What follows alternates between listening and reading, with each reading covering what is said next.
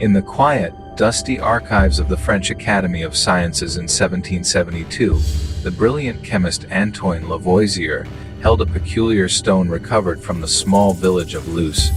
The peasants swore they had seen it tear through the clouds and strike the earth. Lavoisier, the high priest of modern reason, dismissed them with a flick of his wrist. Stones, he decreed, do not fall from the sky. He concluded it was merely a terrestrial rock, blackened by a lightning strike. The heavens were ordered empty and safe. Science had firmly closed the door on the unknown. But the unknown refused to stay outside. On June 16, 1794, Mount Vesuvius violently cleared its throat, and soon after, a terrifying shower of heavy stones pummeled Siena, Tuscany.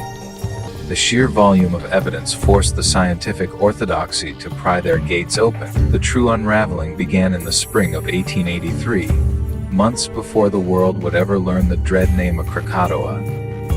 The atmosphere began to warp, as if a cosmic veil was thinning. In the bustling colonial harbor of Port of Spain, Trinidad, and along the craggy coasts of Natal, South Africa, men paused their labor to stare at an unsettling canopy.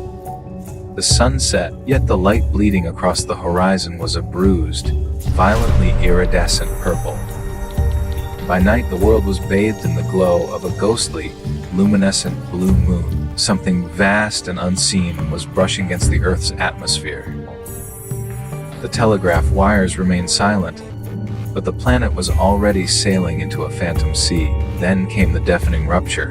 At 10:02 a.m. on August 28, 1883, the island of Krakatoa in the Dutch East Indies vanished in an apocalypse of fire and sound. The mountain tore itself apart with a concussive roar that ruptured the eardrums of sailors 40 miles away. The shockwave was so violent it traveled nearly 2,000 miles. Tsunamis wiped entire shorelines off the map, dragging over 36,000 souls into the dark water. From the shattered caldera, a towering pillar of smoke violently injected millions of tons of crushed earth into the stratosphere. By autumn, the skies of the northern hemisphere had descended into a beautiful madness. Citizens in New York and London panicked, calling for fire engines as they mistook the blazing, blood-red sunsets for distant cities burning. By morning, a sickly, emerald-green sun dragged itself over the horizon. Within the damp, gas-lit halls of the Royal Society in London, a silent terror took hold. The scientific elite scrambled to bind a deeply alien world back into the realm of the ordinary. They formed the Krakatoa Committee. For months, they gathered data, desperate to prove that the Earth was merely choking on terrestrial volcanic dust. They eventually published their defense against the dark, a monumental 492-page report, complete with 40 intricate plates. It was a masterpiece of organized denial. The committee quietly buried the awkward, early reports from Trinidad and Natal, while the Royal Society bound their rational explanations in heavy leather. The atmosphere outside their windows seemed to thicken, behaving less like thin air and more like a dense, gelatinous fluid. Gravity itself became a hesitant suggestion. In Vicksburg, Mississippi, citizens stood paralyzed in the streets, pointing at the sky. For weeks, a massive shadow, described by breathless witnesses as a giant floating turtle, hung silently overhead, suspended like a leviathan in a deep, invisible ocean. Out in the rural American Midwest, terrified farmers watched a mirage that refused to dissolve of a horse. Nature was mocking human certainty, turning the sky into a theater of the profoundly unnatural.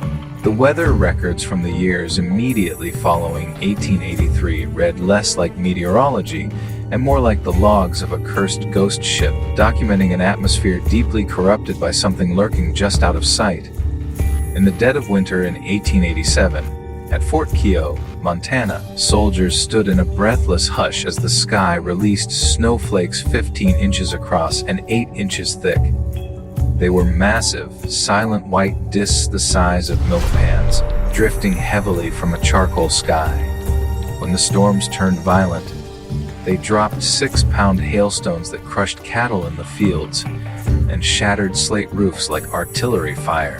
Far more disturbingly, naturalists documented that some of these massive ice blocks contained the perfectly frozen bodies of small fish and unknown frogs encased in a deep freeze miles above the ground.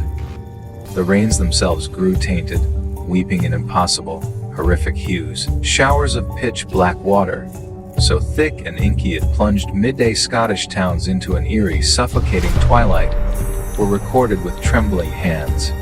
In Italy, rust-red droplets carrying the distinct, metallic tang of blood stained the cobblestone streets. Across American valleys, storms left behind a soft, fleshy pink sludge, while observers in South Africa choked on sudden downpours of yellow, sulfurous dust that turned still lakes into toxic mirrors. The very chemistry of the clouds had been rewritten, yet the men of science gripped their Krakatoa report like a talisman, insisting blindly that the only things capable of falling from the sky were volcanic ash, water, and approved stones. Then, the final boundaries of reality shattered. As the strange painted skies of the late 19th century dragged on, the heavens began to empty a hidden, impossible cargo. It was not just stone and ice. From the twisting clouds fell tangled, organic masses of raw wool. Sheets of pure, woven silk drifted down over bewildered towns. Blank pieces of paper fluttered silently from the stratosphere. And, most terrifying to the men of reason who had tried to build walls around the sky, heavy stones plummeted to the earth, smooth, deliberate, and carved with strange, geometric characters that no scholar in London, Paris, or New York could ever decipher. The year 1883 proved that the architects of science were profoundly wrong. The sky was not an empty void. It was heavily burdened, watching, and humanity was merely sitting in the dark beneath it, waiting to see what would fall next.